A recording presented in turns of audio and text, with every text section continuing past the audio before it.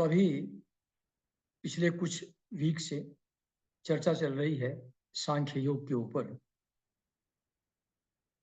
तो सांख्य योग के हिसाब से एक तरफ कहा जाता है कि विकास मात्र है और सभी कर्म गुणों की प्रेरणा से होते हैं।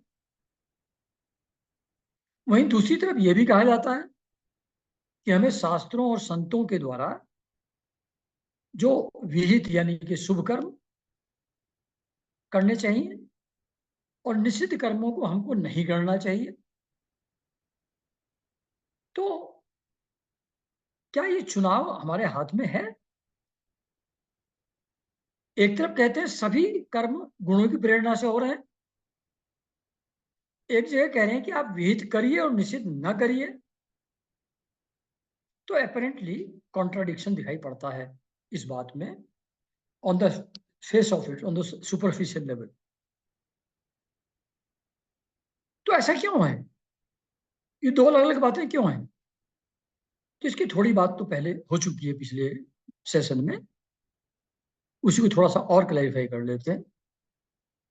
इसका मेन कारण वही है जो पहले भी जिक्र किया था कि साधकों का लेवल ऑफ इवोल्यूशन, उनकी आध्यात्मिक यात्रा किसी स्टेज पर है, वो अलग अलग है।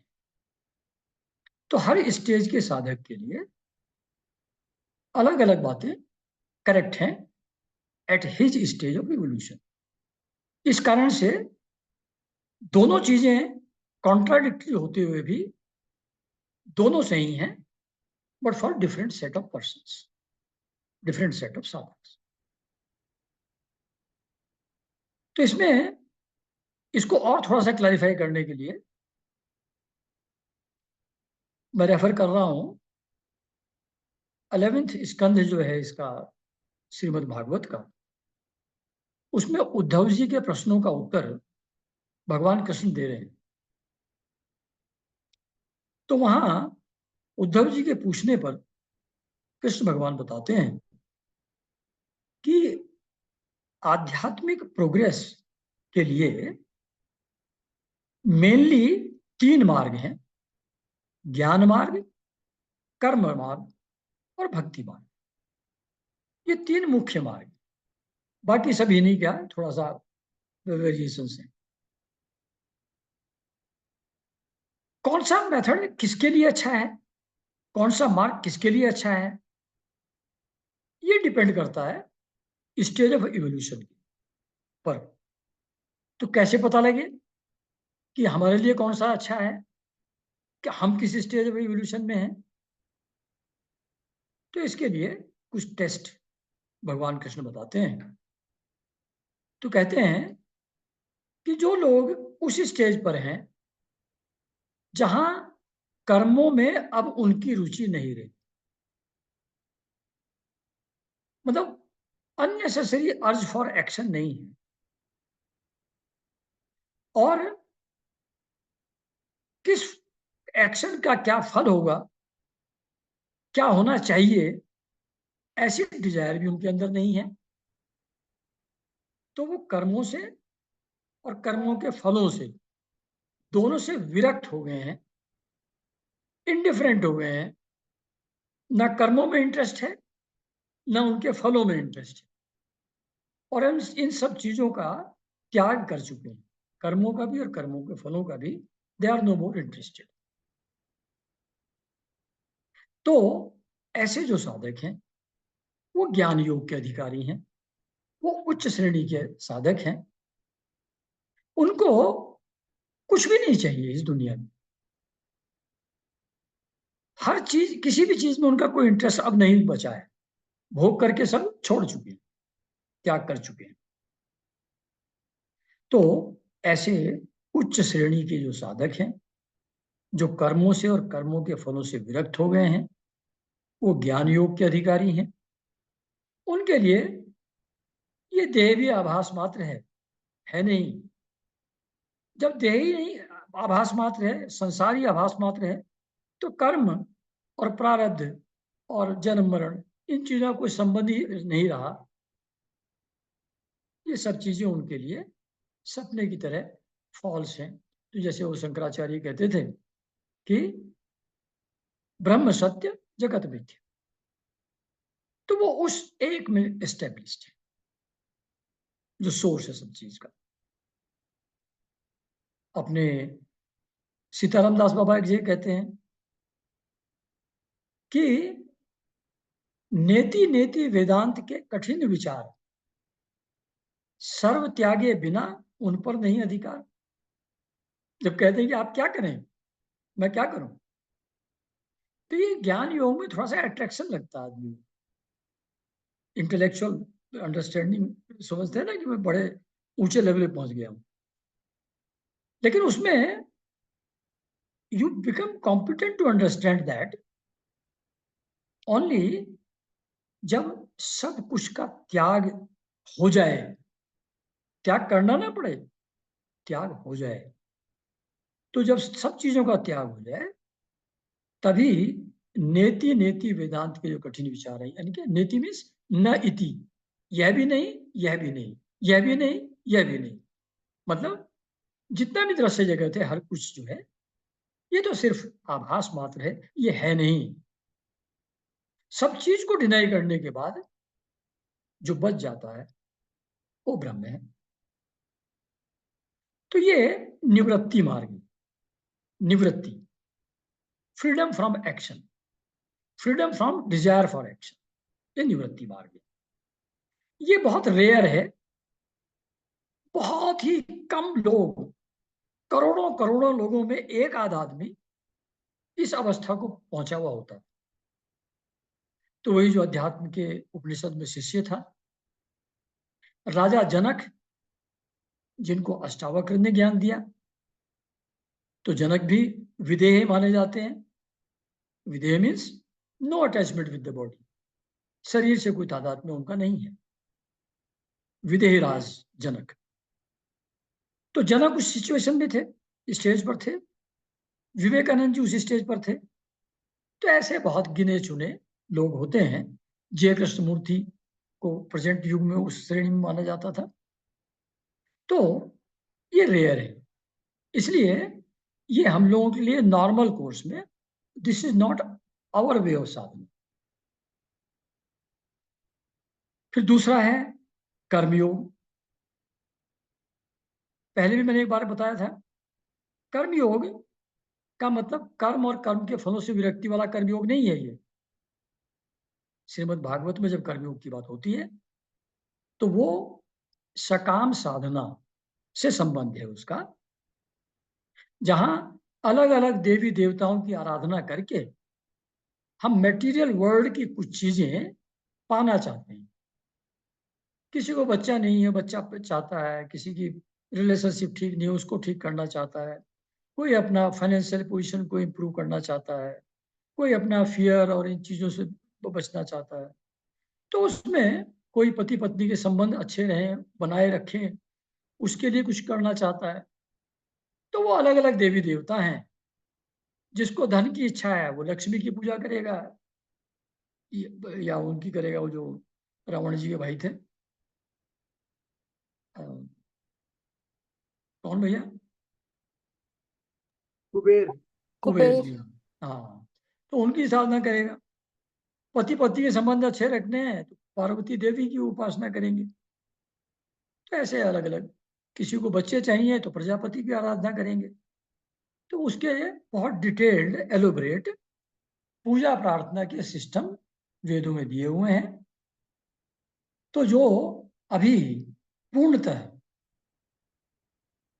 इस वर्ल्डली लाइफ को बेटर बनाना चाहते हैं, सिर्फ उसके आगे उनका उद्देश्य नहीं है, या मृत्यु के बाद स्वर्ग जाना चाहते हैं, जहां भोग के लिए सब चीजें मिले। तो इस जन्म में भी भोग के लिए ही उनको चीजें चाहिए, अगले जन्म में भोग के लिए चाहिए। ऐसे जो लोग हैं वो सकाम साधक हैं, उनका रास्ता कर्मयोग का रास्ता है। तो ये लोग कर्मयोग के अधिकारी हैं। जो कर्मयोग के अधिकारी होते हैं, इसमें डूज एंड डोंट्स की लिस्ट जो है बहुत लंबी होती है। विहित कर्म और निषिद्ध कर्मों को बहुत डिटेल में बताया जाता है, और उनको पालन अगर नहीं करेंगे तो जो सिद्धि आप चाह रहे हैं उस पूजा प्रार्थना से, वो सिद्धि आपको नहीं मिलेगी। तो इसलिए विहित कर्मों को करना और निषिद्ध को न करना, this has to be strictly followed by persons जो कर्मयोग के रास्ते पर चल रहे हैं, जो पूजा प्रार्थना के आधार पर, यज्ञ हवन के आधार पर अपने जीवन को बेटर करना चाहते हैं, सिचुएशंस को। ये प्रवृत्ति मार्ग है, ये way of going into the world, action, world of action, प्रवृत्ति मार्ग। अब थर्ड कैटेगरी है जो पुरुष न तो अत्यंत विरक्त है और न अत्यंत आसक्त है। तो इसमें हम लोगों में से ज्यादातर लोग इस कैटेगरी में फॉल करेंगे, जो ना तो अत्यंत आसक्त है, अटैच्ड है चीजों से, और ना बहुत ही विरक्त है, और किसी पूर्व जन्म के शुभ कर्म के सौभाग्य से उनको भगवान की लीला कथा आदि में श्रद्धा हो गई है, उनको इंटरेस्ट पैदा हो गया भगवान की लीला कथाओं को सुनने में। ये पुराने जन्मों के कर्मों का फल है, पॉजिटिव फल कर्मों का, शुभ कर्मों का। तो ऐसे जो लोग हैं जो न अत्यंत विरक्त हैं, न अत्यंत आसक्त हैं, और भगवान की लीला कथाओं में उनकी रुचि हो गई है, ऐसे लोग भक्ति योग के अधिकारी, उनको भक्ति योग के द्वारा सिद्धि मिल जाएगी, वही जो ज्ञानियों को मिलती है। ये मध्यम श्रेणी के साधक हैं। इसमें प्रवृत्ति भी है, मतलब कुछ करने को भी है, निवृत्ति भी है, कुछ चीजों का त्याग भी है। तो हम सब लोग लगभग इसी कैटेगरी में आते हैं। इसमें जब भक्ति मार्ग पर आगे बढ़ जाते हैं तो इसमें भी विधि निषेध खत्म हो जाता है। विहित कर्म और निषिद्ध कर्म, विहित कर्म करना, निषिद्ध कर्म ना करना, ये जो डायरेक्शन है शास्त्रों की, this doesn't apply to advanced bhakta.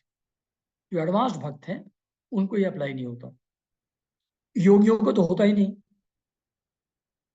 जो कर्म योगी है उनके लिए स्ट्रिक्टली अप्लाई होता है, लेकिन जो भक्ति योग पर बीच में अभी हैं, भक्ति योग की लिमिट पर नहीं पहुंचे, अभी भगवान से डायरेक्टली उनकी बातचीत शुरू नहीं हुई है, वो एक जीवित एंटिटी की तरह अभी उनको संपर्क में नहीं है, जो ऐसे हैं जो बीच में हैं अभी, उनको विहित और निषिद्ध कर्म के को फॉलो करना या ना फॉलो करना, ये थोड़ा हेल्पफुल है। विहित कर्म को थोड़ा करेंगे, निषिद्ध को थोड़ा रोकेंगे, तो that will help them in going forward in their spiritual journey, है ना। तो ये जो सांख्य योग की समझ है, ये जो थर्ड कैटेगरी के लोग हैं जो भक्ति योग के मार्ग पर चल रहे हैं, उन दूसरे साधकों के लिए थोड़ा उपयोगी है। तो मतलब it is not mutually exclusive. ऐसा नहीं है कि सांख्य योग सिर्फ ज्ञान मार्ग वालों के लिए ही है और बाकी दोनों मार्ग के लिए उसका कोई रोल नहीं है, ऐसा नहीं है। वो कर्म योगियों के लिए तो यूजलेस है, उसका ज्यादा यूज उनके लिए नहीं है, क्योंकि इसमें वो जो सांख्य योग है वो कर्म में प्रवृत्त होने के लिए नहीं बोलता, इसलिए कर्म योग वालों के लिए नहीं है। लेकिन भक्ति योग वालों के लिए हेल्पफुल है इसकी अंडरस्टैंडिंग, है ना। तो इसको अगर सांख्य योग को ठीक से समझेंगे तो गुण और दोष की जो पकड़ है हमारे, राग और द्वेष की जो हमारे पास पकड़ है, वो थोड़ा कम हो जाएगी। तो जैसे समाज में, कभी धर्म के कारण से राग द्वेष का भाव लोगों के अंदर आता है, पॉलिटिकल पार्टीज के कारण से भी आता है, और चीजों में गुण दोष भी दिखाई पड़ते हैं।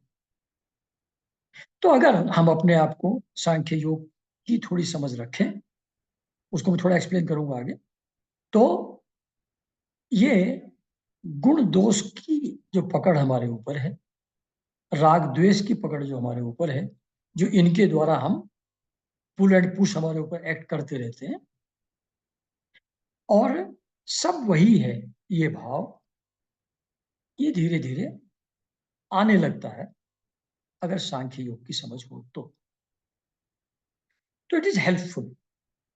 तो ये ऐसा नहीं कि सिर्फ ज्ञानियों के लिए है, ये हमारे लिए भी है। तो एक महारसायन 10 में बाबा सीताराम दास बाबा इतना ब्यूटीफुली इस चीज को बताते हैं, मतलब उसको सुन लो, उसको समझ लो और एक्ट कर लो, तो बहुत कुछ हो जाए जीवन में। एक ही चीज को, महारसायन 10, उसमें भक्त भगवान से पूछ रहे हैं, शांति क्या नहीं मिलेगी? आसक्ति के पंजे से छुटकारा क्या नहीं होगा? कैसे मेरे सब दुख निवृत्त होंगे, ये बता दो। बड़ी आर्थ पुकार है, बड़ा जेन्युइन सीरियस स्टेटमेंट। शांति क्या नहीं मिलेगी? आसक्ति के पंजे से छुटकारा नहीं होगा? कैसे मेरे सब दुख निवृत्त होंगे, मुझको बता दो। भगवान कहते हैं, जब तेरे मन की मृत्यु हो जाएगी, सबको मुझ में देखो और सब में मुझे देखो, सबको मुझ में देखो और सब में मुझे देखो। जब ये स्थिति तुम्हारी हो जाएगी, तो तब शांति भी मिल जाएगी, आसक्ति के पंजे से छुटकारा भी हो जाएगा, दुख भी निवृत्त हो जाएंगे। तो कहते हैं कि कहां देखूं, कैसे देखूं, सब में तुमको कैसे देखूं? मुझको सब चीजें अलग अलग दिख रही हैं, और सब में मुझे देखो, कहां देखूं? कहने लगे, तो भगवान कहते हैं, ये पृथ्वी जल अगन अग्नि, ये पांचों पदार्थ मैं हूं, इन सब में मुझे देख। इंद्रियां, प्राण, ये सब मैं हूं, इनमें मुझे देख। चांडाल, पंडित, गाय, घड़ा, गोधा, घोड़ा, गधा, चांडाल, इन सब में मुझे देख। स्त्री, पुरुष, असुर, सुर, सब में मुझे देख। वनस्पति, जीव, जंतु, ये सब मैं हूं, इनको सब में मुझको देख, कहता है। ऐसा मैं अभी प्रत्यक्ष अनुभव तो नहीं कर पा रहा हूं, सब तुम ही हो, सब तुम ही हो, ऐसा प्रत्यक्ष अनुभव नहीं कर पा रहा हूं, लेकिन फिर भी ये समझ करके भी कि सब तुम ही हो, सब तुम ही हो, जैसे शांति के समुद्र में निमग्न होता जा, ऐसा भाव उस भक्त का उठता है जब भगवान उसको ये बताते हैं। तो ये जो समझ है, भले ही इंटेलेक्चुअल ही है, ऐसा अनुभव हो नहीं रहा है, लेकिन ये समझने से कि सब है तो वही, भले ही मुझको दिखाई नहीं पड़ता, है तो वही, इसको शास्त्र के वचन से सही मान करके जब ऐसा मानता है आदमी, तो सब अगर वही है, तो कौन अच्छा है और कौन बुरा है, कौन अपना है और कौन पूरा है, पराया है, सब तो वही है। कौन मित्र है कौन दुश्मन है, सब तो वही है। किसकी स्तुति करें, किसकी निंदा करें, सब तो वही है।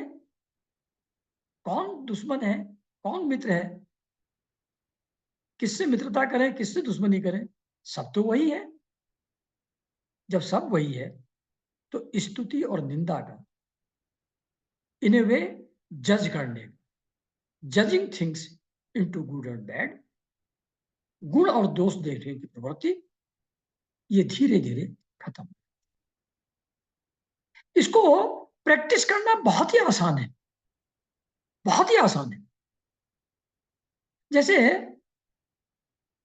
आप कहीं जा रहे हैं, कुछ कोई चीज प्रिय लग रही है, कुछ अप्रिय लग रही है, कुछ सुंदर लग रही है, कुछ कुरूप लग रही है, तो कहो नहीं, प्रिय अप्रिय क्या, सब तो वही है। अपने आप को याद दिलाना है। You have to remind yourself, सुंदर क्या कुरूप क्या वही तो है। ये जो कुरूप दिख रहा है, इस रूप में भी तो वही भगवान लीला कर रहे हैं, वही तो है। ये सज्जन कौन है, शैतान कौन है, वही तो है। जो गाली गलौज कर रहा है, ये भी वही है। ये जो कुत्ता काटने दौड़ रहा है, ये भी वही है। तो जैसे ही अच्छे बुरे का, प्रिय अप्रिय का, सुंदर कुरूप का, सही गलत का, सज्जन और शैतान का कोई भी जजमेंट जैसे ही मन में उठा, वो अपने आप उठता है, एकदम नेचुरल है, जन्मों जन्मों की का अभ्यास है। जैसे किसी चीज को देखते हैं, एकदम उसका गुण दोष दिखाई पड़ता है। तो जैसे ही गुण दोष का जजमेंट उठा, जस्ट टेल योर सेल्फ कि अरे सब वही तो है, ये भी वही है, सभी रूपों में वही तो लीला कर रहे हैं। इस बात को अगर रिमाइंड करते रहे करते रहे करते रहे करते रहे, बहुत जल्दी, मतलब साल 2 साल में ही you will be able to really, आ जाएगा समझ में कि सब वही है। तो उसके कारण से राग द्वेष, अटैचमेंट एंड एंगर और द्वेष भाव, ये धीरे धीरे खत्म हो जाते हैं, चले जाए।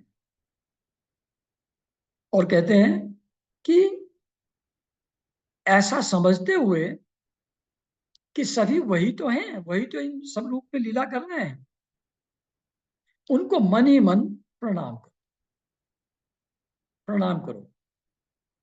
जैसे बहुत बार कोई बच्चा है, तो लगता है तो बच्चा है, प्रणाम करने का मन नहीं करता, बड़े हैं ना हम। कोई बड़ा गरीब सा बिना पढ़ा लिखा सा आदमी है, इनसिग्निफिकेंट सा दिखता है, तो सामने सामने प्रणाम करने में उतना नेचुरल अर्ज पैदा नहीं होती। इसलिए कहते हैं कि मन ही मन प्रणाम कर लो, उसमें तो कोई प्रॉब्लम नहीं है, उसमें तो कोई शर्म की बात नहीं है। तुम तो मन ही मन प्रणाम करो, जो भी दिखे, ये समझते हुए सब वही है, सब वही प्रभु है, उसको प्रणाम। ये करने से और बार बार रिमाइंड अपने आप को करने से, इस चीज के लिए प्रणाम करने से, ये आसक्ति और विरक्ति, राग द्वेष, sense of I and mind, इसकी पकड़ ढीली पड़ती जाती है, कम होती जाती है, कम होती जाती है। और जिस प्रपोर्शन में ये कम होगी, उस प्रपोर्शन में आपको शांति मिल जाएगी, आपके सुख दुख दूर हो जाएंगे, to that extent. It is so simple. फिर आगे इसमें कहा है, वो ऑफ कोर्स हमारे लिए अभी इस स्टेज पे यूजफुल नहीं है। कहते जब ऐसा करते करते तू मेरा परम भक्त हो जाएगा, तब तू देह के द्वारा भी प्रणाम कर, तब तू गधे को भी सड़क पे लौट करके प्रणाम कर पाए, तब तुझको दिखाई पड़ेगा उसमें, वही भगवान दिखाई पड़ेंगे। पर खैर, जब तक वो स्टेज नहीं आती, मन ही मन प्रणाम करने में कोई समस्या नहीं है। तो आते जाते उठते बैठते कहीं भी, ये जब भी जजमेंट अराइज हो अच्छे बुरे का, तुरंत अपने को रिमाइंड करो, अरे नहीं, सब तो वही परमात्मा है, वही इस रूप में भी लीला कर रहे हैं, है ना। तो अपने पर्टिकुलरली बहुत बार जो क्लोज लोग होते हैं, जिनसे हमको थोड़ा डिफिकल्टी महसूस होती है, उसमें अपने आप उनके इंटरेक्शन डिफिकल्ट लगता है, हमको झंझट लगता है, तो उसमें अपने आप को बार बार याद दिलाना कि नहीं, उस रूप में भी परमात्मा ही है, उसको भी नमस्कार, wish him well, wish him also well in life, है ना। तो ये है कि ये समझ कि सब वही है, प्रत्यक्ष अनुभव होने के पहले भी ये हमारी राग द्वेष को कम करने में, सुख दुख को कम करने में सहायक है। Even this intellectual understanding provided we remind ourselves again and again whenever any such judgment arises. ये प्रोविजो बहुत इंपॉर्टेंट है, provided we remind ourselves again and again. अगर रिमाइंड नहीं करेंगे फिर कोई फायदा नहीं है, फिर इस चीज को पढ़ने सुनने से कोई मीनिंग नहीं है, if you don't remind ourselves in day to day life. अच्छा, अब ये लास्ट सेशन खत्म किया था हम लोगों ने कि मनुष्य योनि कर्म योनि है, उसमें बंधन से मुक्त होने का प्रयास हम कर सकते हैं। तो ये मनुष्य योनि मिली हुई है, अपने कर्म के द्वारा हम फ्रीडम के लिए एक्ट कर सकते हैं, तो इसका यूज हमको कर लेना चाहिए। अब ये कर्म योनि है, loosely we understand karma yoni means we have some freedom of action, मतलब we are not totally governed by gunas, कुछ स्वतंत्रता है, अदरवाइज तो कर्मयोनि का मीनिंग कोई नहीं हो। ये बात थोड़ा पिछले सेशन में हो चुकी थी। इस बात को और अच्छी तरह समझने के लिए ये कितने प्रकार के कर्म हैं उसको थोड़ा सा समझ लेना जरूरी है। तो कर्म 3 कैटेगरी में बांटे गए, संचित कर्म, प्रारब्ध कर्म और आगामी कर्म। इन तीनों को अगर हम समझें तो फिर थोड़ा और क्लैरिटी आ जाएगी कि भाई कर्म योनि व्हाट इज मेंट। तो जो ये लॉ ऑफ कर्म है, जिसमें संचित कर्म, प्रारब्ध और आगामी कर्म है, ये बहुत मिस्टीरियस है, समझ नहीं आएगा। Its operation and linkages are complex. जैसे एक फैमिली के मेंबर हैं, उनका आपस में कुछ कर्मों का लेन देन है, एक एक मेंबर आउटसाइड सोसाइटी में अलग अलग लोगों से जुड़ा हुआ है इन सब वे, वहां कर्मानुबंध अलग है, ऑफिस के बॉस हैं, सबॉर्डिनेट हैं, उनके साथ अलग रिलेशनशिप है। फिर वो लोग हैं, उनकी आगे दूसरे लोगों से ऐसी रिलेशनशिप्स है। If you go on extending like this, तो we are connected with everything. एक चीज दूसरे से दूसरी, तीसरे से तीसरी, चौथे से, चेन सिस्टम की तरह सारे एक दूसरे जुड़े हुए हैं। And that complex puzzle functions in a proper way according to law of karma. ये लिंकेजेस इतनी कॉम्प्लेक्स एंड वेरिड हैं कि सुपर कंप्यूटर भी उसको करने में फेल हो जाए। There are so many variables. तो ये लॉ ऑफ कर्मा बहुत मिस्टीरियस है, no one can really understand it, how it operates, how it functions. फिर भी जो ब्रॉड कैटेगरीज है उसके बारे में बात कर लेते हैं। तो संचित कर्म का मतलब है जो भी मिलियंस ऑफ लाइव्स हम लोग ने जी हैं अभी तक, उन सब में जो जो कर्म हमने किए हैं उनकी सबकी रिकॉर्डिंग हमारे अंदर है। जो सटल बॉडी है उसके अंदर सब रिकॉर्डेड है।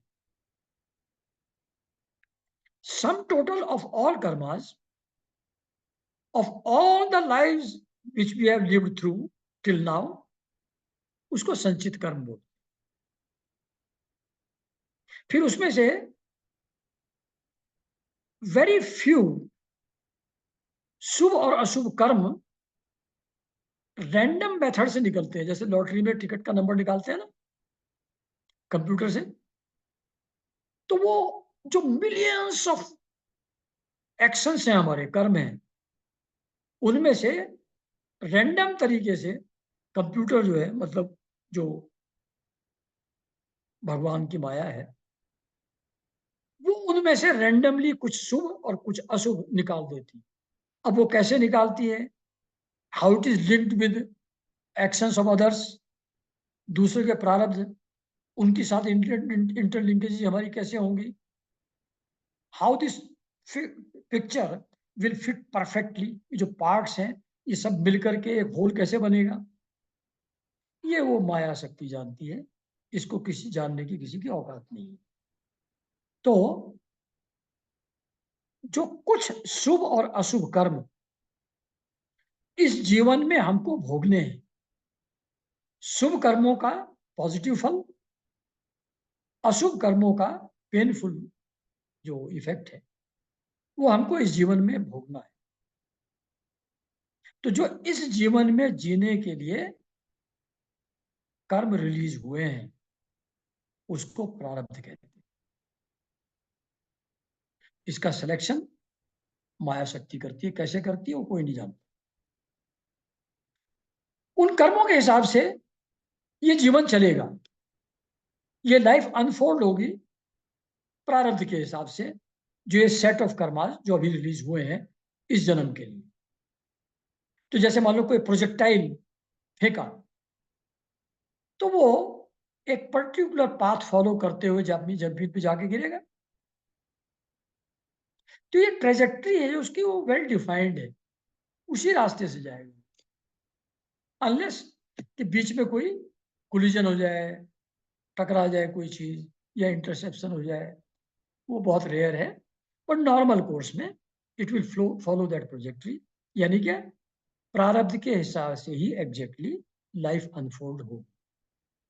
तो शास्त्र और संत सब इस बात को कहते हैं कि इस जीवन में जो भी परिस्थितियां हमारी हैं, चाहे वो स्वास्थ्य से रिलेटेड हो, ऑक्यूपेशन से रिलेटेड हो, फाइनेंशियल पोजीशन से रिलेटेड हो, रिलेशनशिप से रिलेटेड हो, ये सारी जो स्थितियां हैं, स्वास्थ्य, occupation, financial position, relationships, everything which is there in our lives, वो हम लोगों के प्रारब्ध के हिसाब से होती है। इसी को भाग्य कहते हैं, जो फेट कहते हैं लोग, वो यही है जो प्रारब्ध इस जन्म के लिए रिलीज हुआ। लेकिन बहुत बार हम समझते हैं जैसे भगवान ने हमारे मुकद्दर कैसा लिख दिया। कभी बोलते हैं ना कि मतलब कैसा भाग्य लिखा भगवान ने। भगवान ने कुछ नहीं लिखा हुआ है, ये हमारे जो कर्म पिछले जन्मों के हैं, उसी का सेलेक्टेड जो पीसीज हैं, वो आए हुए हैं जीने के लिए। तो ये जो हो रहा है अभी, ये सब हमारा ही बनाया हुआ। और ये रिग्रेशन थेरेपी से कुछ आजकल के जो साइकेट्रिस्ट लोग हैं, वो इस बात को लिंक कर भी देते हैं कि अगर ये आज जो रिलेशनशिप किसी के साथ है, इसका लिंकेज किस लाइफ में हमारे कौन से एक्शन से है, ये थोड़ा बहुत पता लग भी जाता है। मतलब that validates the theory, not theory, the truth. It validates the truth कि प्रारब्ध के हिसाब से ही जीवन चलता है। सेंट्स नॉर्मली अवॉइड करते हैं इंटरफेयर करना। सेंट्स भगवान ही हैं, गुरु भगवान ही है, वो कुछ भी चेंज कर सकते हैं, वो तो क्रिएटर हैं, वो तो अल्टीमेट हैं। बट वो एक मर्यादा में रहते हैं और नॉर्मली किसी के प्रारब्ध से इंटरफेयर नहीं करते, चेंज नहीं करते, उसको चलने देते हैं ऐसे ही कि भगवान का जो खेल है वो चल रहा है। Who am I to interfere with it. तो शिष्य के रिक्वेस्ट करने के बावजूद, रोने धाने के बावजूद, ऑर्डिनरीली उसमें इंटरफेयर नहीं करते। रेयर केस में कर भी देते हैं। तो मुझको एक बार राइट शोल्डर में बहुत जबरदस्त पेन हुआ। गुरुजी को पूछा, मैंने गुरुजी डॉक्टर को दिखाना है क्या? नहीं नहीं, डॉक्टर को दिखाने की जरूरत नहीं है, आप तो पेन बियर कर लेते हैं। मैंने कहा हाँ, आप इसको बियर ही कर लीजिए। तो 3 महीने सीवियर पेन रहा, 3 महीने फिर धीरे धीरे करके ठीक हो गया। तो वो कह रहे थे, गुरुजी कह रहे थे कि इसको ठीक करना चाहें तो योग के द्वारा कर सकते हैं, पर इसको करना ठीक नहीं है, इसको बियर ही कर लो, मतलब पाप कर्म को कटने दो, डोंट इंटरफेयर विद। और बहुत बार जब हम जिद करके कुछ करवा लेते हैं संतों से, रोध होकर के करवा लेते हैं, तो बहुत बार उसका रिजल्ट उतना अच्छा भी नहीं निकलता।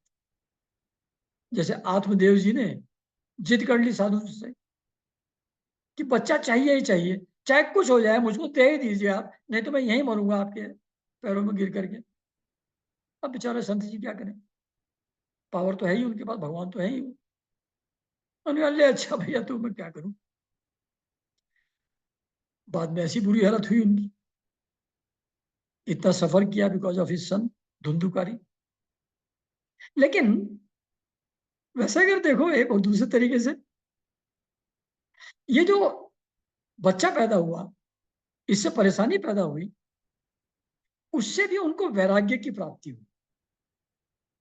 उस वैराग्य से वो छोड़ के जंगल चले गए, एंड अल्टीमेटली दसम स्कंध भागवत का पढ़ते पढ़ते परम ज्ञान को उपलब्ध हो। तो अपेरेंटली बीच में गड़बड़ होता दिख रहा है, पर फाइनली वो भी ठीक ही है, वैसी बात नहीं।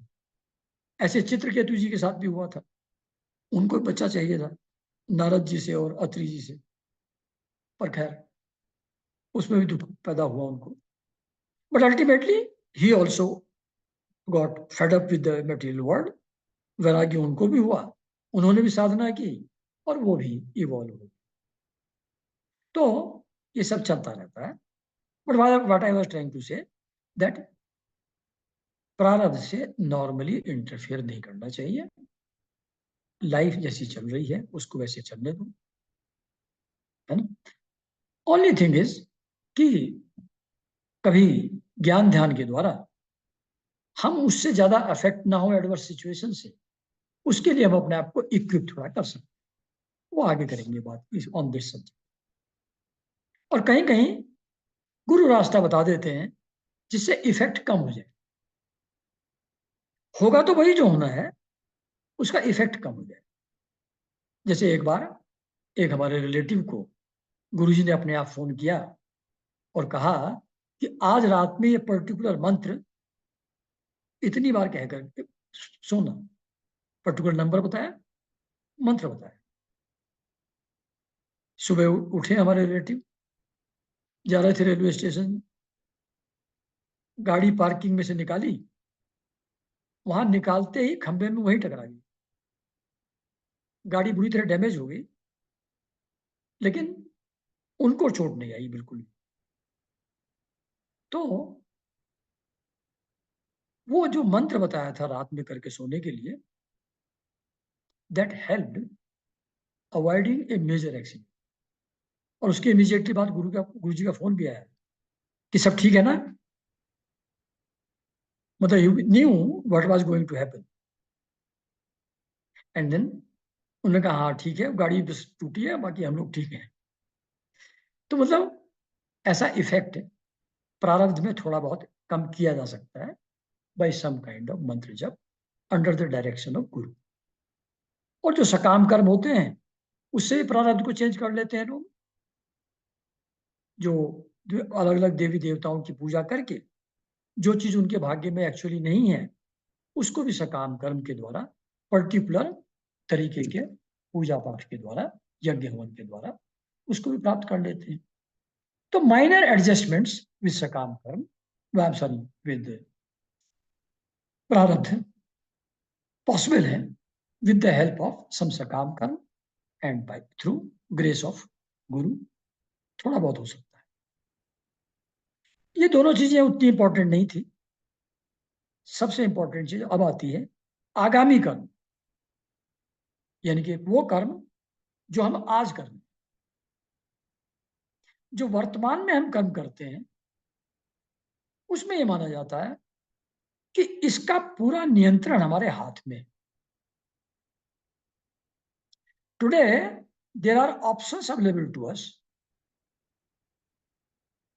उस ऑप्शन में से चूज करना वो हमारे हाथ में है। यही कर्मयोनि का मतलब है। We are free to act in on one of the alternatives जो अवेलेबल है। वो नियंत्रण हमारे हाथ में। जैसे 11th में आए तो, या 9th में आए तो साइंस साइड में जाना है कि आर्ट्स में जाना है कि उसमें जाना है, कॉमर्स में जाना है। जिसको चूज कर लोगे तो वो आगे की लाइन चेंज हो जाएगी। एक को चूज करते तो एक लाइन होती है, दूसरे चूज किया दूसरा। इस बात को वो जो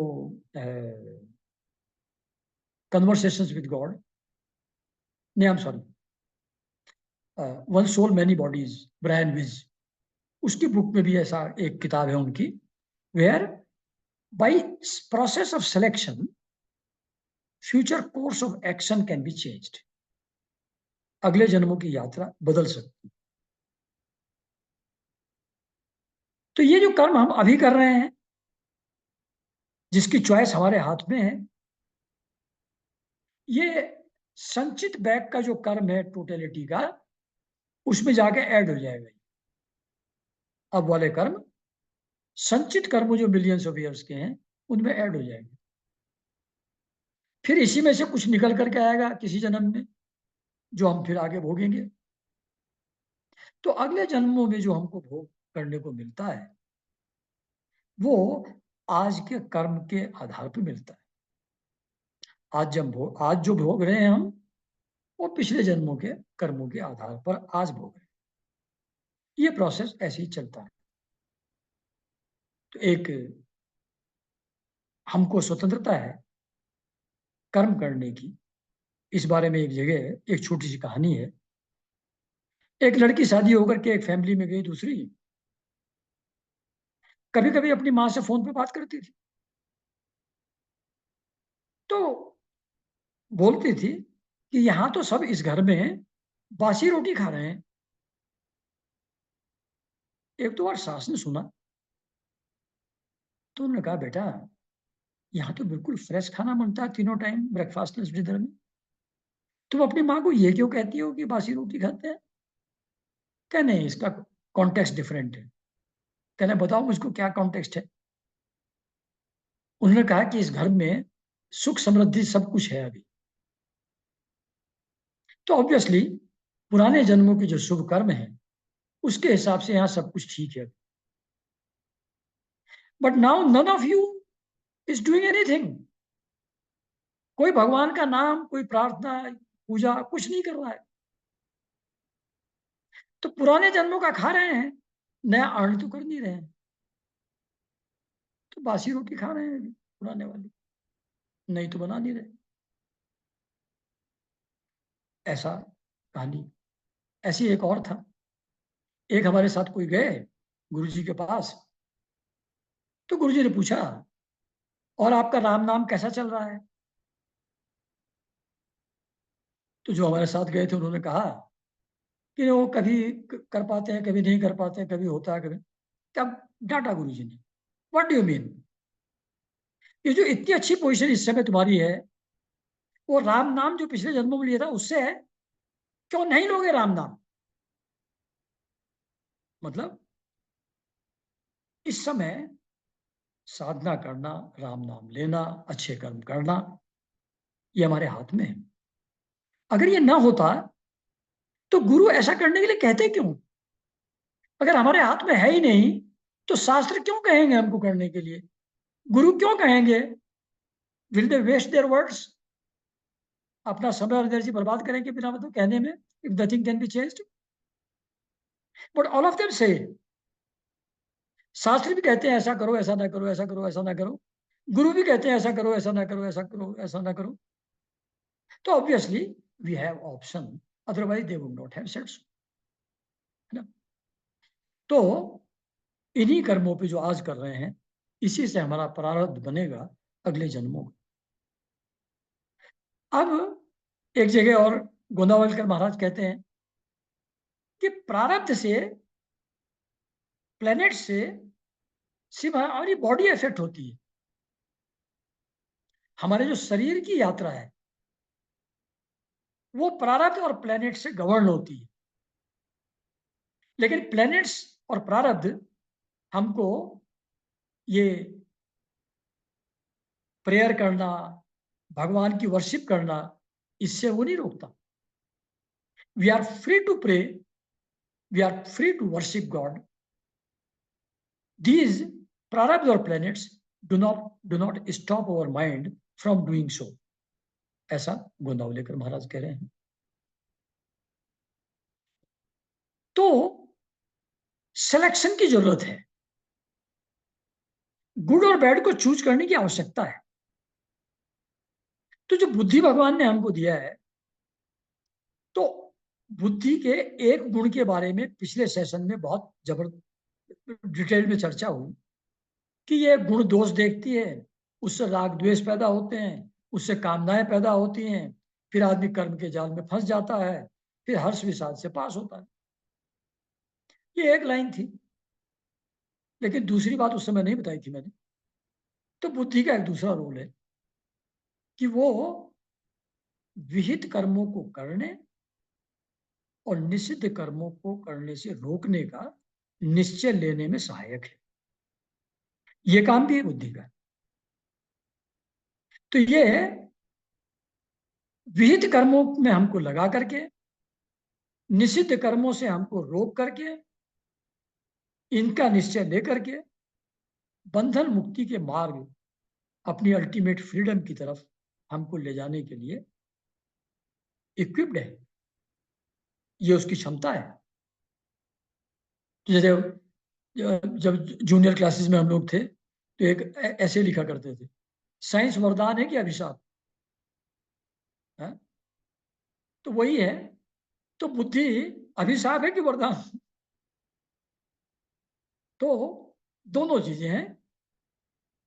गुण दोष देखने से राग द्वेष में फंसा देगी, और विहित कर्म करने और निषिद्ध कर्मों का डिसीजन न करने का डिसीजन लेकर के यही मुक्ति के मार्ग पर ले जाएगी। दोनों हैं।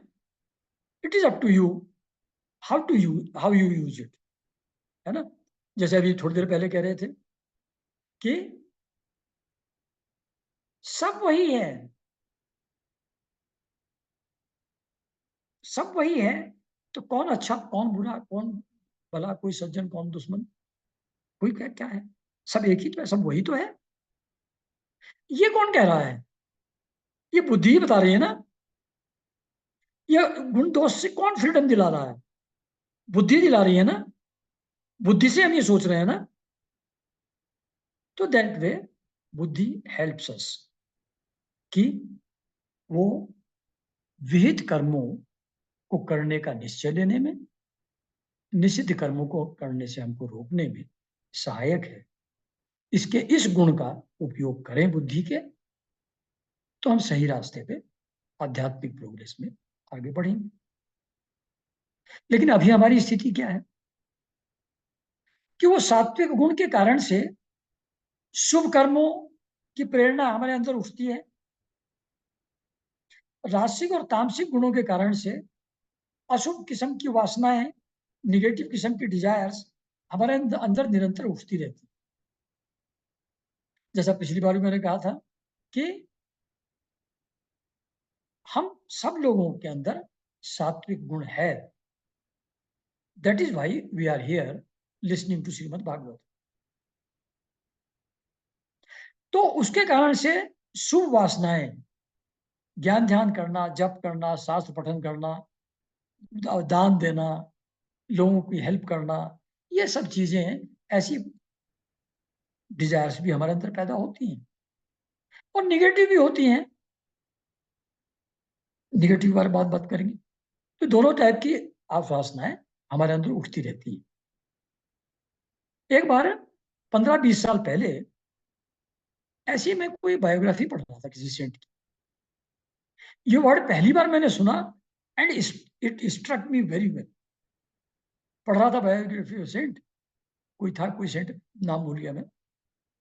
तो बायोग्राफर लिख रहा है, शिष्य था वो जो लिख रहा है, कहता है, एंड दस he became free from slavery of his mind.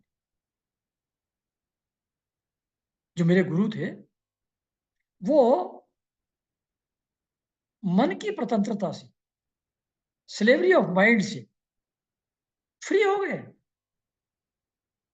अब ये स्लेवरी ऑफ माइंड क्या है, इसको थोड़ा समझें। न जाने कितने जन्म, जन्म जन्मांतर, हर योनि में विषय भोग के तरफ हमारी प्रवृत्ति रही है, चली आ रही है। बार बार के अभ्यास से वो हैबिट बिल्कुल पक्की हो गई है। बिना सोचे, बिना दिमाग लगाए उस तरफ दौड़ पड़ती है वो, मन जो है विषय भोग की तरफ बिना सोचे समझे दिमाग चल पड़ता है। और हम सोचते हैं जो हमारे मन में एक इच्छा उठी कुछ खाने की, कुछ पीने की, कुछ करने की, तो हमको लगता है कि to act on this is my freedom, क्योंकि मन के साथ हम एक हैं। तो क्या हम अपने मन के हिसाब से खा भी नहीं सकते? हम अपने हिसाब, मन के हिसाब से घूम भी नहीं जा सकते? हम अपने मन के हिसाब से गप भी नहीं कर सकते? हम अपने मन के हिसाब से क्या मॉल भी नहीं जा सकते? Why do you stop my self? मतलब मन आपको घसीट रहा है और आप सोच रहे हैं by doing that what my मन इज सेइंग, ये मेरी फ्रीडम है। इसको थोड़ा सोचें, अगर if we are compelled to fulfil these desires, बुद्धि कहती है नहीं, गलत है ये, इसमें टाइम वेस्ट हो रहा है, इससे हेल्थ खराब हो जाएगी, इससे साधना में प्रॉब्लम आएगी, बुद्धि कह रही है। लेकिन मन कहता नहीं, अरे थोड़ी देर, थोड़ी देर कर लेंगे, बुद्धि मना कर रही। तो बैठे हैं फोन लेकर के, जाना है मेडिटेशन के लिए, देख लेंगे कुछ, उलझे हो उसी में, याद आ रहा है कि जाना है, अरे थोड़ा सा इसको कंप्लीट तो कर ले, थोड़ा देख तो ले।